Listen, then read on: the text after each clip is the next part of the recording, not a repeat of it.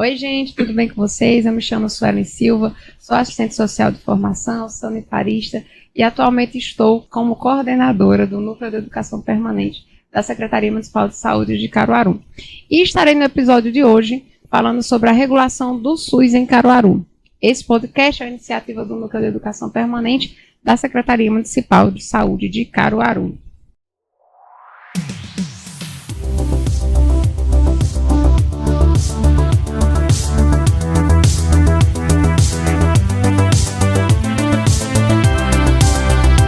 No primeiro episódio da nossa série sobre regulação, nós conversamos com Kelly Clementino e André Ricardo, e eles falaram um pouco sobre o que é regulação. No segundo episódio, conversamos com Ana Paula e Alexandre e Daiane sobre alguns setores da regulação. E no episódio de hoje, vamos conversar com os dois médicos que atuam ou atuaram na regulação médica e vamos saber o que um médico faz na regulação.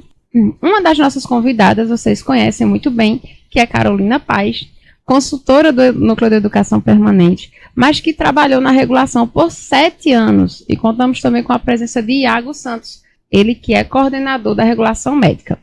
Antes de tudo, muito obrigada por estarem conosco, obrigada pela presença, obrigada por aceitarem o nosso convite, né?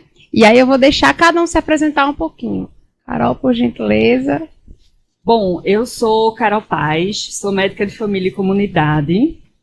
Também atuo como professora da Universidade Federal de Pernambuco, do campus do Agreste, aqui em Caruaru.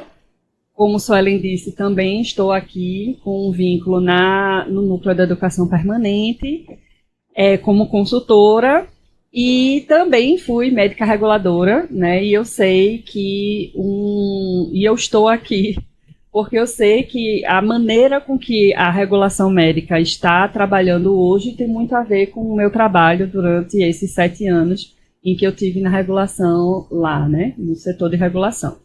Então, estou aqui muito feliz por estar aqui. Uma coisa que eu queria falar também é que eu estou fazendo doutorado, né, na área de bioética, só que o meu tema é sobre regulação. Então, eu sim estou estudando, né, mais aprofundadamente regulação a partir desse olhar da bioética. Então, por isso que eu gosto, né, de regulação. Ama a regulação, não é à toa que a gente brinca aqui que ela é a mãe da regulação. Da ANOA aqui em Caruaru, doutor Iago, por gentileza. Bom dia, Carol, bom dia, Suelen, bom dia a todo mundo que está ouvindo o podcast. Em primeiro lugar, gostaria de agradecer a oportunidade de estar presente aqui nesse podcast, na série. E eu acho que vai ser uma oportunidade muito interessante para a gente trocar conhecimento e difundir mais o que a regulação faz, né, no município de Caruaru. Meu nome é Iago Santos, eu sou médico formado pela Universidade Federal de Campina Grande, especialista em saúde da família pela Universidade Federal da Bahia e especialista em gestão em saúde pelo SENAC. Eu trabalho na regulação desde 2021, inicialmente como médico regulador e posteriormente como coordenador. Muito obrigada, doutor Iago. E aí, né, agradecendo também, doutora Carol, vamos agora diretamente para a nossa primeira pergunta, tá? Como Carol falou, ela trabalhou na regulação de Caruaru, né, desde 2014 a 2021, e nesse período ela ajudou a desenvolver a regulação médica, né, nos moldes de hoje, né, do que a gente tem hoje. Então, ela aqui está para contar um pouquinho da história. A gente sabe que ela gosta muito de contar histórias. Inclusive, ela está estudando, como ela falou, né, que está estudando sobre regulação. E aí a gente queria saber um pouquinho. Conta pra gente sobre isso, Carol. Pronto. Então, uma parte importante do meu doutorado é exatamente contar a história da NOA, certo? A NOA é um documento, eu não gosto de chamá-lo de protocolo, porque eu acho que protocolo é uma palavra em que a gente limita as potencialidades de um documento. Então, eu gosto do nome de norma operacional, porque são normas, são diretrizes, são maneiras de fazer regulação, em que a partir daquele documento, né, que se chama NOA. O nome completo da NOA é Norma Operacional de Acesso Equitativo e Integral a Consultas Especializadas e Exames Complementares. Nossa. Eu decorei isso, minha filha, eu falei tanto isso lá em 2015 que você não tem ideia, certo? Então, a NOA, ela é um documento em que ela orienta a forma em que a regulação do município vai ser feita. E, obviamente, não é a regulação como um todo. Porque, como a gente viu com Kelly e com André, que regulação é muito mais do que acesso a consultas e a exames. Então, a parte de regulação que tem o controle, a parte de regulação que tem o cadastro de especialistas, de estabelecimento, toda essa questão. Só que existe uma parte importante que a gente viu no segundo episódio, que fala sobre o acesso das pessoas às consultas e aos exames, né, que são os procedimentos. E a NOA regula exatamente isso, essa parte de como as pessoas vão acessar a essas consultas, a esses exames. A NOA ela foi criada a partir de uma necessidade da Secretaria de Saúde, que foi as grandes filas que tinha, né, na época que eu cheguei no município. Eu cheguei no município, comecei a trabalhar em julho de 2014. Então, quando eu recebi a proposta de trabalhar na regulação, foi no sentido de tentar olhar clinicamente esta fila e pensar em estratégias de como melhorar a fila de espera. Porque a gente tinha especialidades que demoravam 1 ano para poder acessar ao especialista, assim como também procedimentos, como ultrassom, raio-x e vários outros procedimentos. E também a gente tinha um problema de que a rede ela estava em franca expansão naquele momento. Então a gente precisa lembrar que em 2013 veio o Programa Mais Médicos, e a partir do Programa Mais Médicos a gente aumentou muito a atenção primária à saúde no município, e a partir disso teve uma explosão de solicitação de exames e de consultas especializadas no município. Então a gente estava numa época de plena efervescência da necessidade da regulação em ter um controle sobre essas solicitações, porque estava exagerado demais. E a gente sabe que tudo isso gera não apenas custo para a Secretaria de Saúde, como também traz desassistência para a população.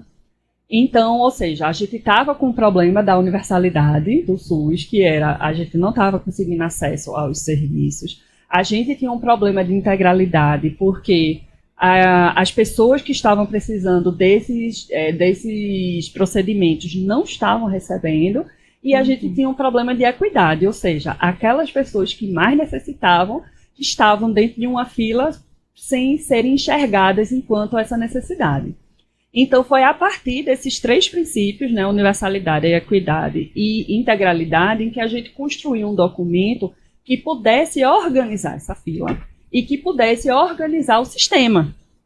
Então, a partir daí, se trouxe a necessidade de ter um manual. A NOA começou sendo chamada de manual, e aí depois, com o tempo, né, já em 2015, que ela se tornou NOA, né, que teve um GT, a Secretaria de Saúde fez um GT exatamente para falar sobre a NOA, e diante dessa questão se veio a necessidade de que a regulação ela fosse formadora, e que os médicos iriam liderar essa parte da regulação formadora. Por quê? Porque a gente queria aumentar a resolutividade da atenção primária à saúde, entendeu? Então, esse foi o grande ponto em que a gente também trouxe. O que é resolutividade? É a atenção primária à saúde resolver boa parte dos problemas de saúde da população. Então, foi a partir dessas diretrizes, né, que são inclusive diretrizes do Sistema Único de Saúde, em que a gente construiu esse documento, essa NOA, que ela iniciou em junho de 2015, né, foi quando ela começou, e que desde então ela está ela ainda é utilizada, ela está passando por renovação, para atualização, e Iago pode contar um pouco dessa história também, mas é isso, assim, ou seja, é uma coisa que eu tenho muito orgulho de ter ajudado a construir. Eu sei que a NOA não foi construída apenas por mim. Eu, de fato, eu me considero mãe da NOA, digo logo, né? Assim, eu Tá vendo? Amor pela regulação, não tenho problemas em dizer isso. Só que, na verdade, é uma gestação coletiva, entendeu? Eu posso ter sido a pessoa que posso ter recebido a responsabilidade por escutar muitas pessoas e, a partir dessa escuta, sintetizar tudo isso em um documento. Então, por isso que eu me sinto mãe, porque de toda forma a síntese de todos os debates, de todas as discussões e de todas as prioridades que a gente tinha foram colocadas por muitas pessoas, né? Muitas pessoas mesmo. Como eu disse na minha tese, eu estou escrevendo essa história, quando eu vejo, meu Deus do céu, quantas pessoas a gente conversou, a gente teve reunião, não foi só uma vez, né? Foram várias vezes. Então foi muito intenso esse processo de construção. Então acaba que eu só fui a pessoa de sintetizar toda essa ideia, toda essa dinâmica que a gente construiu naquele momento. E pensar que isso tudo aconteceu em menos de um ano, né? Lembrando que eu entrei em julho de 2014, e em junho de 2015 ela estava sendo implementada. Então, realmente foi muito rápida todo esse processo. Mas não foi um processo, assim, eu digo rápido, mas não foi um processo que saiu correndo de forma acelerada. Não, a gente entendeu o momento e que aquele momento precisava dessa urgência, tinha essa necessidade, e que a gente conseguiu conversar com todos os atores sociais que eram necessários para construir a NOA, e assim aconteceu. Então, de uma certa forma, eu acredito que a NOA é um marco aqui em Caruaru, tanto que a partir da NOA surgiram outras NOAs, né, que no próximo episódio a gente vai conversar também sobre as outras NOAs, mas a partir daí a gente teve um marco de que a gente sabe hoje como estruturar a regulação a partir de um documento base, e que a partir daí a gente pode pensar outras possibilidades de regulação da assistência aqui em Caruaru. Que massa, né? Isso só vai crescendo. Isso é muito bacana. E aí, vai deixando a gente mais curiosa, né? E aí eu queria saber um pouquinho do Dr. Iago, né? Saber dessa história, quando você chegou na regulação.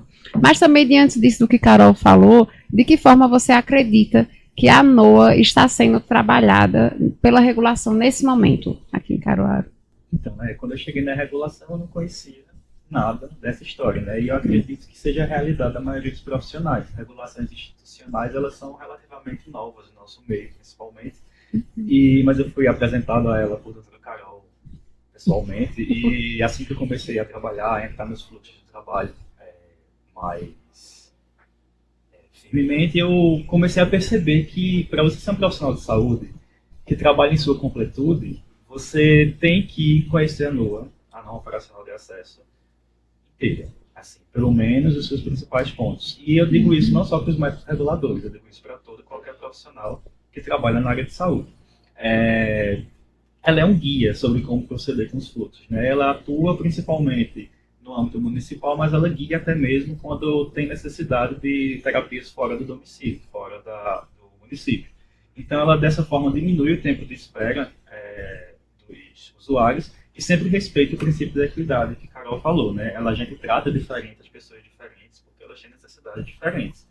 Então, aqueles que mais necessitam do serviço, seja por causa da sua necessidade socioeconômica, ou seja por causa da gravidade do seu quadro, elas são priorizadas, e isso acaba tornando o atendimento mais célere, mais rápido, e com isso a gente consegue trabalhar mais a NOA nesse sentido. E a gente segue tendo a NOA como base, sempre atualizando seus protocolos, sempre atualizando suas referências, com base no Ministério da Saúde e em outras referências confiáveis, e seguindo sempre as orientações do Ministério, modificando os fluxos quando eles são necessários para se atualizar às novas realidades, né? E tornar eles mais eficientes.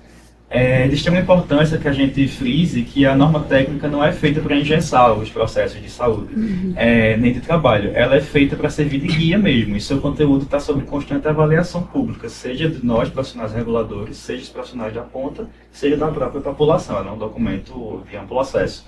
E isso é muito importante, que ela está sempre sendo revisada, sempre sendo melhorada nesse sentido. Então é sempre um diálogo, né? Porque as pessoas tenham em mente isso e as tomadas de decisões acabam sendo melhor por causa disso. Que bacana, excelente. Conta um pouquinho pra gente, Iago, como é a tua rotina, né, na regulação, assim, como se dá esse processo de regulação médica e quais as oportunidades e desafios de fazer isso no seu cotidiano? Então, a rotina de um médico regulador, ela perpassa pelo sistema informatizado do Infocrais, que a gente chama, mas não só por ele.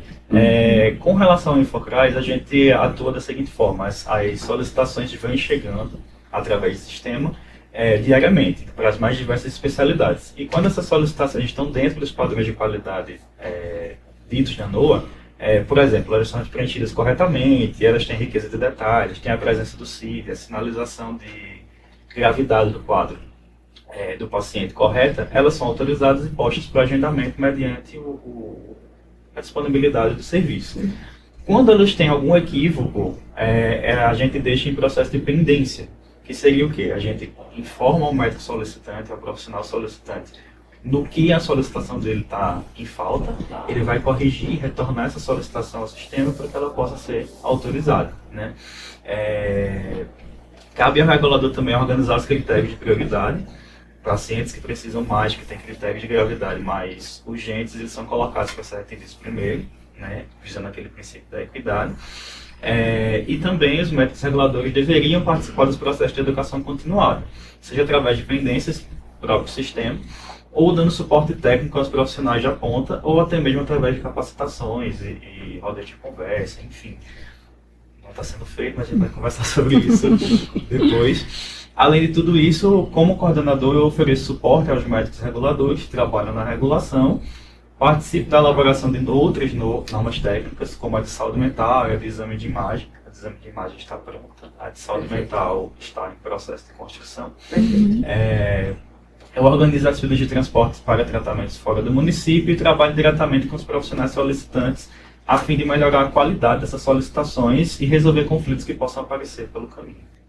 Só reforça a importância, né, do médico que está lá na ponta, ele saber preencher, né, colocar no sistema com todas as informações para facilitar, né, essa vida do médico regulador e também do paciente, né, da população.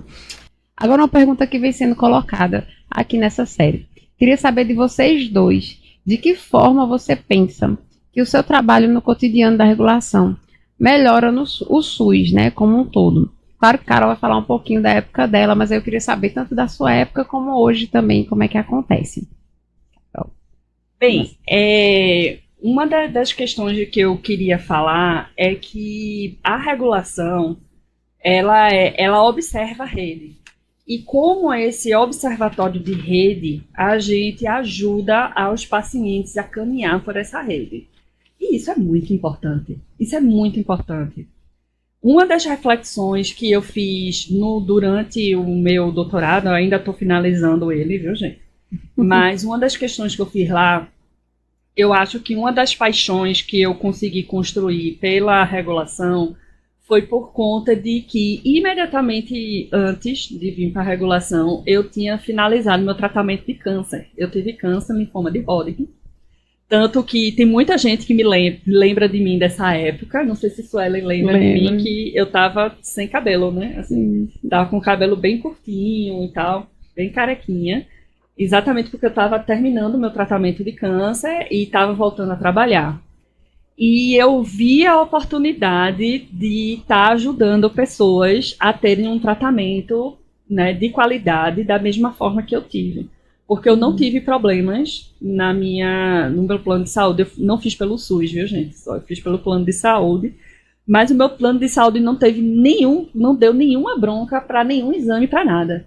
Entendeu? Então foi tudo muito suave. Então, como isso foi importante para o meu tratamento? Então, eu acho que trabalhar na regulação foi oportunizar que outras pessoas pudessem também ter um tratamento de qualidade em tempo oportuno, de uma forma que você transite pelos diversos serviços que são necessários você transitar para você ter um problema de saúde ou resolvido, ou melhorado, né, ou curado, o que for, mas que esse fluxo fosse um fluxo mais tranquilo possível, já que você está num momento de maior vulnerabilidade da sua vida, que é quando você está enfrentando algum problema de saúde. E a gente sabe que tem pessoas que lidam com isso de forma crônica.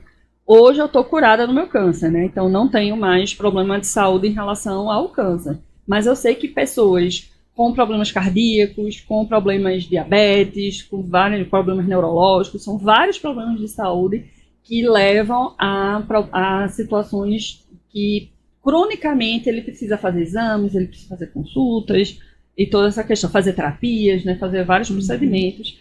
Então, trabalhar na regulação, para mim, foi uma oportunidade de estar atuando para a melhoria das pessoas no fluxo que elas podem ter dentro do sistema. Então, esse, para mim, foi o primeiro ponto, que eu sinto mais orgulho, né, de ter trabalhado na regulação e de ter ajudado a construir esse mecanismo.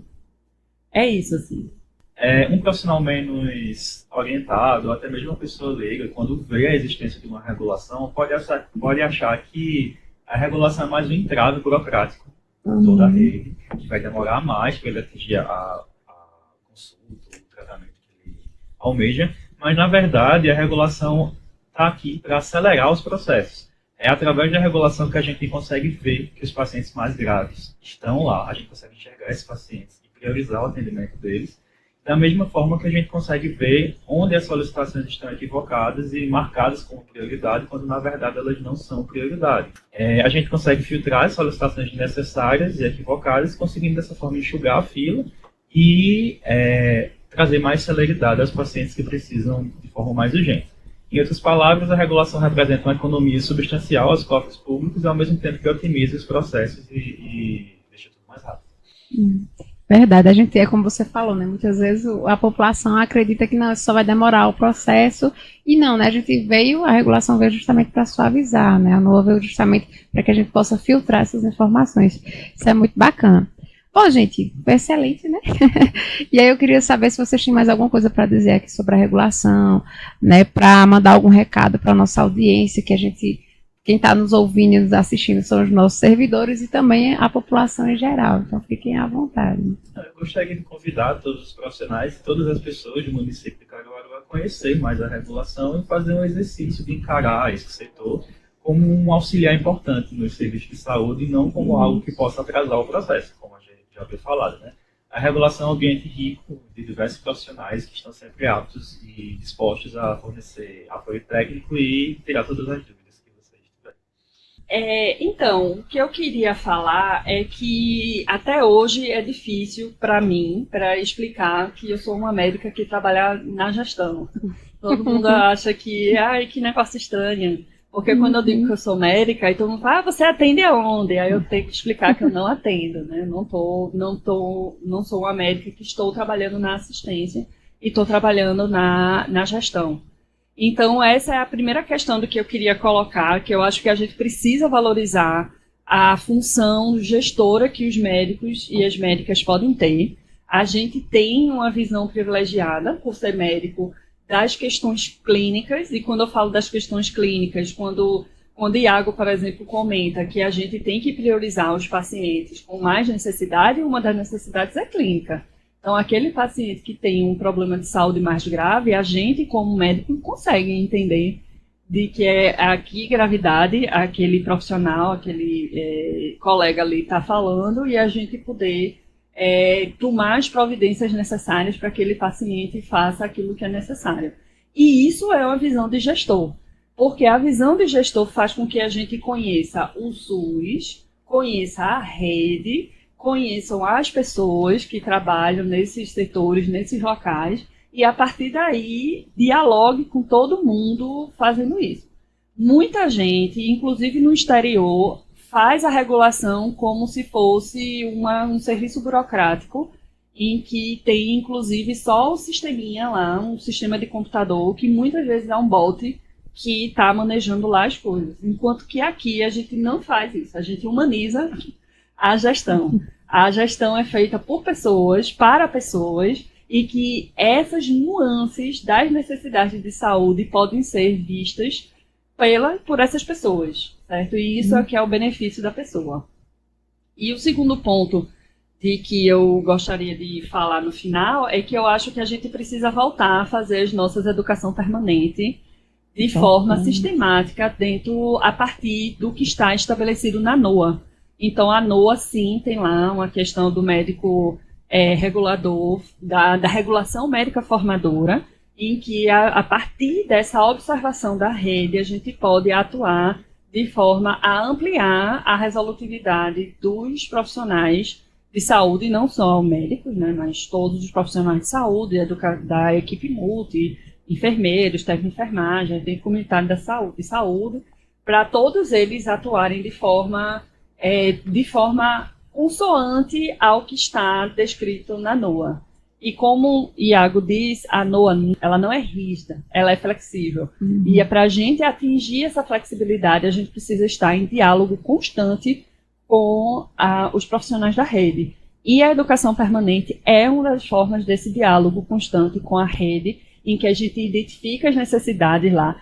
Com certeza a NOA não é suficiente para 100% do que está na rede, e para a gente atingir isso, a gente precisa estar conversando, né, sistematicamente com as pessoas que estão vivenciando a rede, que é a assistência que está lá no final. Então, era isso mais do que eu queria falar para a nossa audiência, né, de que vamos aí valorizar o trabalho médico como gestor e também pensar na regulação médica formadora e de que Iago não vai estar lá, por exemplo, apenas autorizando ou não autorizando, ele vai estar também atuando para ampliar a rede, melhorar a rede também. Muito bacana, né? Aprendendo juntos, gente. Bom, e aí eu queria mais uma vez, né, agradecer a presença de vocês. Muito obrigada, foi excelente, maravilhoso. É muito bom aprender. A gente fica aqui muitas vezes caladinho, porque, de fato, a gente se sente primeiro cuidado, que eu sempre falo, repito muito isso aqui. Conforme a gente vai aprendendo mais sobre a gestão, sobre a atuação, o que é que está acontecendo de fato, né? Muitas vezes nos bastidores, né, que a gente não enxerga, a gente se sente muito mais cuidado, né, muito mais valorizado enquanto profissional, enquanto também população. E eu queria agradecer muito a vocês. Muito obrigada a esse trabalho, que a gente muitas vezes não é visto, né, e perceber, assim, quanto tem muita coisa para fazer, né, o quanto vocês fazem, ainda tem muita coisa também para fazer. E a gente agradece muito. E eu queria deixar esse momento de fala de vocês de agradecimento. Muito obrigada mais uma vez. Eu que agradeço aqui a oportunidade de estar aqui defendendo a NOA e de também estar vendo que a NOA já tem frutos, que tem pessoas que defendem a NOA, que assim, ou seja, ela está bem estabelecida dentro do município. Então eu fico muito feliz por esse trabalho ter tantos frutos legais e que a gente continue trabalhando, né, pelo bem dela, pelo bem do SUS, né, pelo bem da regulação e pelo bem da assistência, né, pelas pessoas, né, que é o foco principal da gente. Então, agradeço muito a possibilidade de estar aqui falando sobre isso. Obrigada, Carol. Também agradeço bastante a oportunidade de estar aqui para fazer esse conhecimento circular, né, fazer essas informações serem difundidas de maneira bem mais potencializada. E eu também coloco à disposição para qualquer profissional de saúde que queira tirar dúvidas, para fornecer o suporte e também para a gente ouvir as queixas, né, seja dos profissionais da ponta, para a gente possa melhorar mutuamente. Muito obrigada, a gente que agradece, viu, de coração, obrigada. Bom, gente, é isso, estamos finalizando, né, mais um episódio da nossa série sobre regulação do SUS em Caruaru. Ainda temos mais um episódio sobre esse tema, né, que estaremos com Carol Paz enquanto nossa mediadora. E aí agradecemos mais uma vez, né, agradecemos a você que está nos ouvindo e nos assistindo. Não deixe de curtir, compartilhar, nos siga nas redes sociais, @prefcaruaru, @nepcaruaru. Muito obrigada e até a próxima. Tchau, tchau.